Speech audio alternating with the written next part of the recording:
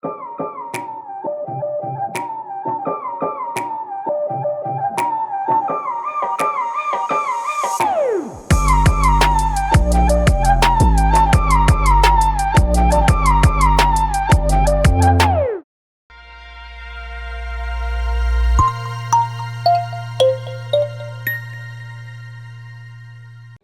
and welcome to Conversations.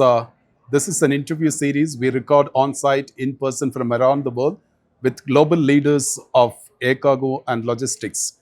This time we are coming from Delhi, where we are at ACFI's Annual Conclave. And with me in conversation today is Prithviraj Chug. Prithvi is the CEO of Group Concorde. Prithvi, great to have you for this conversation. Thanks, Reji. Looking forward to sharing views with you today. Prithvi, what's your assessment of the current air cargo market? Is demand remaining resilient despite all the volatility that we see in terms of global trade and geopolitics? So our lens is basically through two ways. One is data, and most importantly is our own business. So I'll talk about our own business first, and I feel that it is resilient. I don't see a lot of drop at all in volumes. There has been some pricing correction, not too much. I think it's a normal peak and lean correction that I can see right now. I actually feel very confident that we will have a good peak this year because usually when you see a little bit of a not so busy summer, that means the peak usually comes in the winter. So I'm expecting that. The trade war, or I would say the incoming tariffs, they're still not in place. So that actually also has kept the market a little bit more stable than you can imagine, because I think people still continue to buy more. And the US is obviously one of the world leaders in buyers of air cargo equipment, the stuff that goes by air cargo.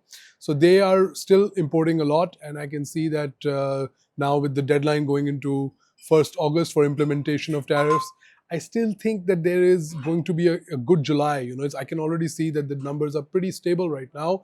So that's one way of looking at our business. And the second way is data. I think data is on point. I don't see much change at all. In fact, even we see some pricing corrections here and there, but on data level, like one of the suppliers we have is World ACD, I can see that the market is pretty stable right now.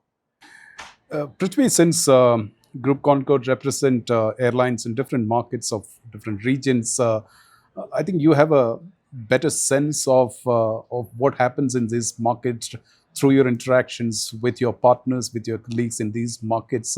What's the sense that you get in terms of whether the demand in those markets are really good or are there like very rapid fluctuations in the demand? So it's very interesting. It's a great question. Where we have routes of airlines that we represent, which is supporting perishable traffic, we see a lot of stability, and we see that, for example, into the Gulf area, from Southeast Asia, from North Asia, we see a very regular demand of perishable as well as general cargo. Even into Europe, we see it very, very consistent. Where we see actually the ups and downs is more intra-Asia based. That's where we see a little bit harder fights, or and including intra-Asia means within Asia, or even India to Asia or Australia to Asia. These are the regions that we operate. So I think the long haul stuff, because there is clearly still a capacity shortage in the market. Both Airbus and Boeing are delayed on their deliveries for new aircrafts, and especially Boeing, and that's really causing a lot of equipment issue or aircraft issue. So airlines are not able to put that kind of capacity that they envision to have to serve this market. So it's keeping the market pretty healthy. It's a slow growth, but I would say the profitability is there. It's very good. Let's talk about Southeast Asia. That's a key market region where you represent a number of airlines. For how well balanced is the demand and supply in this region, or do you see that equilibrium, or do you see a kind of very rapid fluctuation in the demand supply? So if you have to look at Southeast Asia, then let's talk about certain countries which are the more popular ones. So I would say Singapore, Thailand, Malaysia, Vietnam. these are the big ones, and then you have the Cambodia and the Philippines, the Myanmar, they are Indonesia. They are the maybe the smaller ones. So this is basically 8-9 countries in Southeast Asia. So the first group that I mentioned, I think it's very stable. Singapore, Thailand, Malaysia, and Vietnam is very stable. Vietnam, it's still booming. There's a lot of demand. Even though a lot of long haul demand, but even for short haul, we see a lot of regular flows from there. Thailand, I would say a large part of Thailand exports are very perishable based. So that brings the stability into air freight, And Malaysia is both perishable and also a lot of high-end electronics. So I would say there is right now a very stable flow, especially the airlines we represent. We have a very balanced portfolio. We're not really just focused on area 1 bound or area 2 bound. We're kind of going everywhere. We're going intra-Asia, we're going Middle East, we're going Europe, we're going North America. We are also going into the Indian subcontinent now from certain markets. We just did a deal with Vietjet out of Vietnam. We bought some lanes with them, and we did a new deal with a Chinese carrier in Malaysia into China. So it's pretty stable, I would say. Since you mentioned about Vietnam, and I think that's like a very robust market for you. There's been an announcement of a 40% tariff on any transshipment through Vietnam. We still do not know the fine print as to what is that transshipment, whether it is the China-made cargo being labeled in Vietnam. So we still do not know the details of it, but I don't know how much of that is actually an air freight component of that transshipment. Is there anything that you start to pick up from your customers in Vietnam? From what I know, because this just happened last week, that anything that is coming in from China and then getting relabeled and then shipped off, that's what is attracting 40%. So anything that's manufactured in Vietnam, even if it's manufactured by a Chinese company or by a Thai company, that does not qualify to 40%. It still qualifies to 20%. But I have a feeling that I think Vietnam, because a lot of the freight going out of Vietnam is actually not very expensive commodities. Of course, you have the Apple and you have the Samsung, but other than Apple and Samsung, you also have certainly shoes and garments. So that stuff is cheap. So 20% is not going to make a massive impact on that. So I think Vietnam might be one of the winners. Even at 20%, they might be one of the winners. And regarding the transshipment, I think the capacity will correct itself. So because if you have carriers in Southeast Asia, or you have carriers in North Asia, they pump in a lot of capacity into Hanoi and Ho Chi Minh. So they will pull it out and the equilibrium will remain. I don't see the rates going down too much. I mean, maybe 5-10%, but that's okay, Prithvi, you have had some important airline additions in the recent past, some of which you already mentioned. I think late last year was the deal with IAG Cargo for 8 countries. What is from mid to long term? What's the kind of outlook that you have in terms of new airline additions? What's the plan for Group Concorde? Yeah, it has been a very, very important contract for us to work with IAG on a more Southeast Asia and Oceania scale. So that has now been fully implemented and it's going as per track. And of course, we continue to make improvements in our processes to achieve the synergies that we have planned together with them. And other than that, we continue to be very engaged with new airlines and existing airlines for RFPs and tenders. And I think one of the strengths that our group has, and because we have grown organically, is that we are very focused in offline sales. I've said this before and I say it again. In a market like Southeast Asia, it's not difficult to fill capacity if you have an online flight. But I think where the real magic of a GSA comes is when we can sell a product offline. And I think certain countries for us on the offline side has been even more successful than countries where we've had online products, because the sheer capacity shortage on the long routes, but sheer overcapacity on the short routes, that's where we take the advantage of making that success combination. Prithvi, since we are at the ACFI Annual Conclave and the stated aim of the country is 10 million tons of cargo throughput by 2030. including international and the domestic, and we are somewhere around less than about 4 million tons. Uh, how do you see that really shaping up to reach that target? What is actually working in favor and what is not working in favor in terms of achieving the target?